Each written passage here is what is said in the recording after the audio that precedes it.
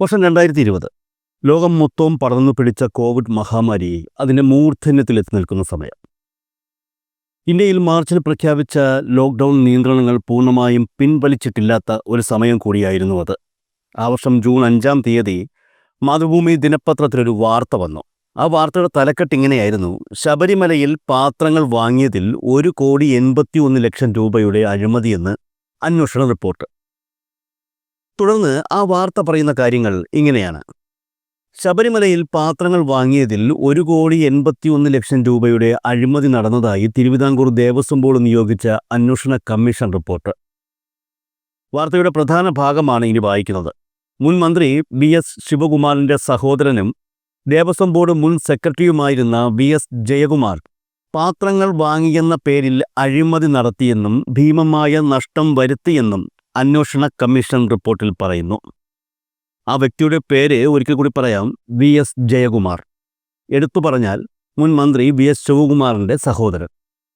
ശബരിമലയിൽ പഴയ പാത്രങ്ങൾ ഉണ്ടായിട്ടും പുതിയ പാത്രങ്ങൾ വാങ്ങിയെന്ന് ബില്ലുണ്ടാക്കി 1,81,00,000 രൂപയുടെ അഴിമതി കാട്ടിയെന്നാണ് റിപ്പോർട്ടിൽ പറയുന്നത്. മാത്രമല്ല, ഇതുമായി ബന്ധപ്പെട്ട അനുബന്ധ രേഖകൾ നശിപ്പിച്ചതായും റിപ്പോർട്ടിൽ പറയുന്നുണ്ട്. ഇനി പറയുന്ന കാര്യങ്ങൾ ശ്രദ്ധിച്ചു കേൾക്കണം. 2013-14, 2014-15 വർഷങ്ങളിൽ പാത്രങ്ങളും മറ്റും വാങ്ങിയതിലാണ് 1,81,00,000 രൂപയുടെ അഴിമതി കണ്ടെത്തിയത്. വർഷങ്ങൾ ഒന്നുകൂടി ശ്രദ്ധിക്കണം: 2013-14, 2014-15 കാലയളവിൽ. അതായത് ഉമ്മൻചാണ്ടിയുടെ നേതൃത്വത്തിലുള്ള UDF മന്ത്രിസഭയുടെ അവസാന സമയം. പിണറായി മന്ത്രിസഭയുടെ കാര്യമല്ല, ഉമ്മൻചാണ്ടി മന്ത്രിസഭയുടെ കാര്യമാണ് ഈ പറയുന്നത്. പാത്രങ്ങൾ കുന്നുകൂടി ഉപയോഗിക്കാതെ കിടക്കുമ്പോൾ പുതിയ പാത്രങ്ങൾ വീണ്ടും വാങ്ങിയതായി കാണിച്ച് വ്യാജ ബില്ലുകൾ ഹാജരാക്കിയാണ് അഴിമതി നടത്തിയത്. ഇതുവഴി അവിഹിത നേട്ടമുണ്ടാക്കിയെന്നും ബോർഡിന് ഭീമമായ നഷ്ടം സംഭവിച്ചുവെന്നും റിപ്പോർട്ടിൽ പറയുന്നു. ഓഡിറ്റ് സമയത്ത് റെക്കോർഡുകൾ മറച്ചുവച്ചതായും അഴിമതിക്ക് ആധാരമായ തെളിവുകളടങ്ങിയ ഫയൽ നശിപ്പിച്ചതായുമുള്ള ആരോപണങ്ങൾ ശരിയെന്നും കണ്ടെത്തി. 37 ദിവസത്തെ തെളിവെടുപ്പിനും വാദം കേൾക്കലിനും ശേഷമാണ് അന്വേഷണ റിപ്പോർട്ട് സമർപ്പിച്ചത്. ഇതാണ് വാർത്ത. ശബരിമല സ്വർണ്ണക്കൊള്ളയുമായി ബന്ധപ്പെട്ട് കഴിഞ്ഞ ദിവസവും ഒരാൾ അറസ്റ്റിലായി.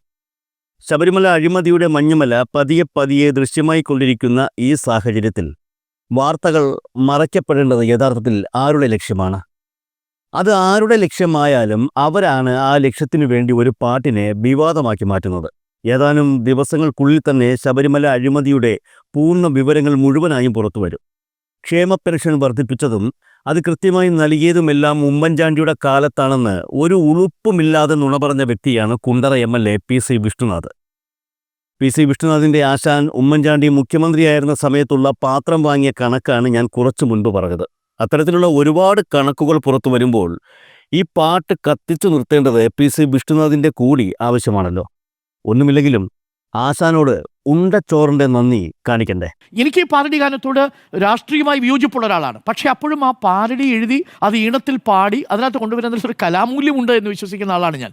പക്ഷേ അപകടമുണ്ടാകുന്നത് എവിടെയാണ്? ആ പാരഡി എഴുതിയ ആളിലേക്ക് ഒരു കേസ് പോവുകയും നാളെ ഇത് ഏറ്റെടുക്കാൻ വരുന്നത് VHP ആണെങ്കിൽ, നാളെ ഇത് ഏറ്റെടുക്കാൻ വരുന്നത് ഈ പറയുന്ന ഹിന്ദു ഐക്യമുന്നണിയാണെങ്കിൽ, നാളെ ഇത് വളരെ തീവ്ര വലതുപക്ഷ സംഘടനകൾ ഏറ്റെടുക്കാൻ വന്നാൽ, ശിവസേനക്കാരെ ഏറ്റെടുക്കാൻ വന്നാൽ, ഹനുമാൻ സേനക്കാരെ ഏറ്റെടുക്കാൻ വന്നാൽ, രാമസേന ഏറ്റെടുക്കാൻ വന്നാൽ എന്ത് സമാധാനം പറയും? അയ്യപ്പസേന എന്ന പേരിലൊരു അയ്യപ്പസേന ഉണ്ടാക്കിയിട്ടില്ലെന്ന് തോന്നുന്നു. ഇതുവരെ അത്ര തീവ്രമായിട്ട് നമ്മൾ കേട്ടിട്ടില്ല. കാര്യം അയ്യപ്പൻ എപ്പോഴും ഹിംസയുടേതല്ല, അഹിംസയുടെ സിദ്ധാന്തമാണ് അയ്യപ്പനുള്ളത്. ഇനി അങ്ങനെ ഒരു സംഘടന കൂടി രൂപപ്പെട്ട് വരുമോ എന്നാണ് ഞാൻ ഭയക്കുന്നത്.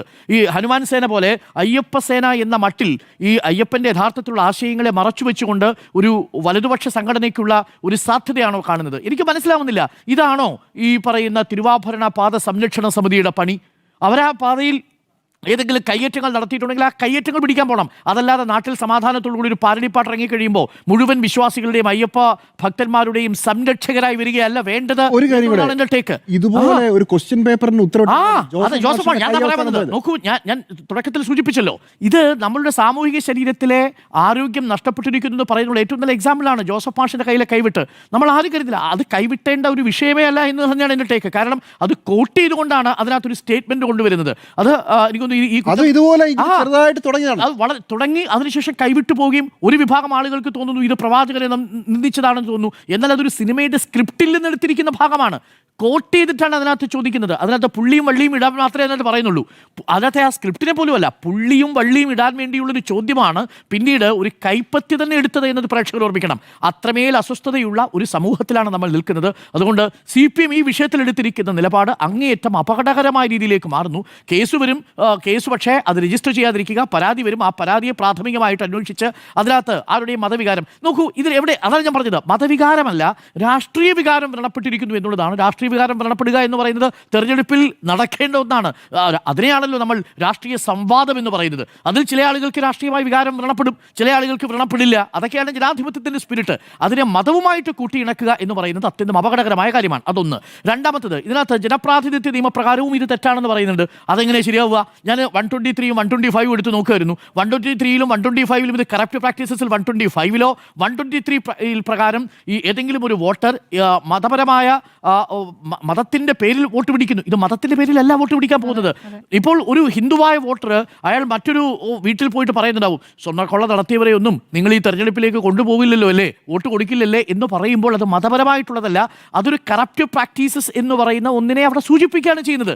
അത് സ്വാഭാവികമായും രാഷ്ട്രീയമായിട്ടാണ് പ്രതിരോധിക്കേണ്ടത്. അപ്പോൾ നിങ്ങൾ വന്ന് പറയേണ്ടത് എന്താണ്? ഇതേപോലെ കേസെടുത്തുകൊണ്ടല്ല.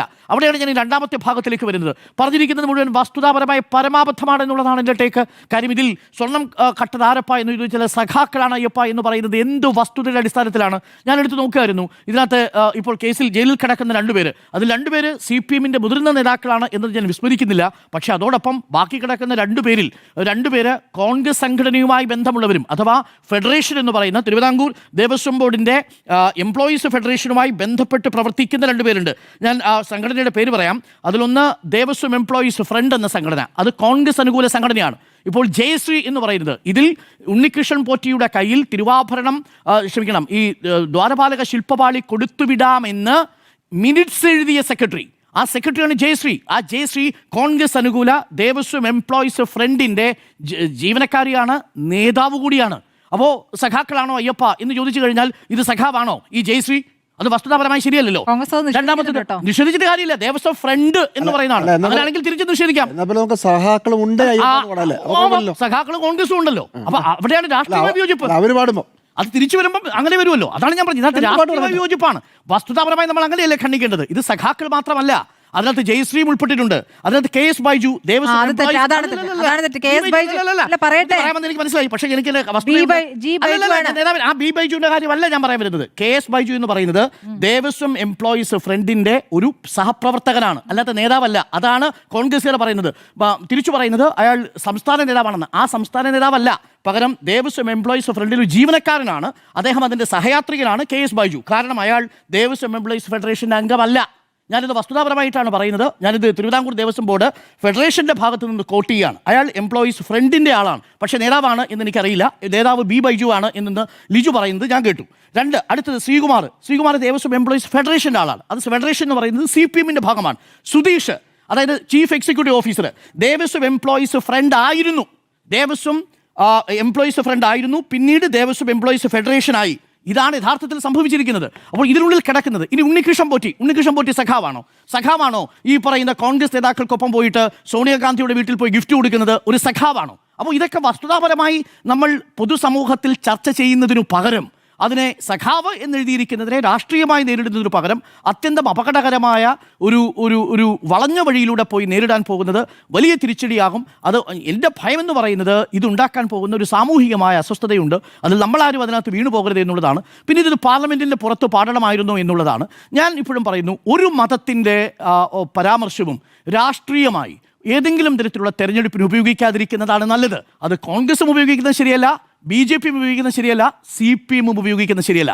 കാര്യം അത് വർഗീയതയുടെ അടിസ്ഥാനത്തിലാണ്. അതല്ലാതെ എന്തെല്ലാം വിഷയങ്ങളുണ്ട് ചർച്ചയ്ക്കെടുക്കാൻ? അതാണോ കേരളം നേരിടുന്ന ഏറ്റവും വലിയ പ്രധാനപ്പെട്ട വിഷയങ്ങളിൽ ഒന്ന്? ഇതാണോ പാർലമെന്റിൽ അവതരിപ്പിക്കേണ്ട? പാർലമെന്റിന്റെ പുറത്ത് ഈ ഹൈക്കോടതിയുടെ മേൽനോട്ടത്തിൽ SIT അന്വേഷണം നടത്തിക്കൊണ്ടിരിക്കുകയല്ലേ? ഈ പറയുന്ന നേതാക്കളെ മുഴുവൻ പിടിച്ചകത്തിട്ടിരിക്കുന്നത് ഈ SIT അല്ലേ? ആ SITയുടെ അന്വേഷണത്തിൽ എവിടെയാണ് വീഴ്ച ഇതുവരെ ചൂണ്ടിക്കാണിക്കാൻ പറ്റിയിട്ടുണ്ടോ? നമുക്ക് ഉദ്ദേശിക്കുന്നയാളെ പ്രതിയാക്കിയില്ല എന്ന് കരുതി CBI അന്വേഷണം വേണമെന്നാണ്, കേന്ദ്ര ഏജൻസി വേണമെന്നാണ് പറയുന്നത്. ഇന്ന് അതിലെ ഒരു ഇരട്ടത്താപ്പ് കൂടി ഞാൻ പറയാം. അതേ കേന്ദ്ര ഏജൻസിക്കെതിരെയാണ് ഇന്ന് പാർലമെന്റിൽ അടിയന്തര പ്രമേയത്തിനുള്ള നോട്ടീസ് കൊടുത്തിരിക്കുന്നത്.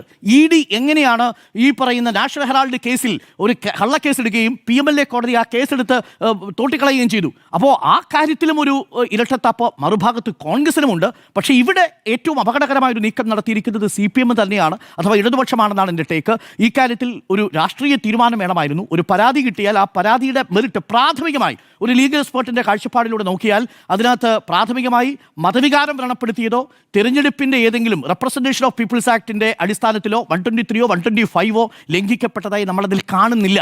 എന്നാൽ ഇത് അപകടകരമായൊരു നീക്കം എന്ന് പറയുന്നത് ഇത് നേരെ പോകും. എൻ്റെ ഭയം കുഞ്ചൻ നമ്പ്യാർ ഈ കാലത്ത് ജീവിച്ചിരുന്നെങ്കിൽ ഇതിനകം തന്നെ ജയിലിൽ പോകുന്ന അവസ്ഥ വന്നേനെ. ചില സമുദായ നേതാക്കൾ കൊണ്ട് പരാതി കൊടുത്തു കഴിഞ്ഞാൽ പട്ടരെക്കുറിച്ചും നായരെക്കുറിച്ചും ഒക്കെ എഴുതിയ പഴയ തുള്ളൽ കവിതകളുടെ പേരിൽ കുഞ്ചൻ നമ്പ്യാർ അകത്തു പോകേണ്ട ഒരു സാഹചര്യം ഉണ്ടാകുമായിരുന്നു എന്നുള്ളതാണ്. അത് ഭയപ്പെടുത്തുന്ന ഒന്നാണ്. ഇത്തരം ഷോർട്ട് കട്ടുകൾ ഒരു രാഷ്ട്രീയ പാർട്ടിയും സ്വീകരിക്കരുത് എന്നുള്ളതാണ് ഈ വിഷയത്തിൽ എൻ്റെ ടേക്ക്.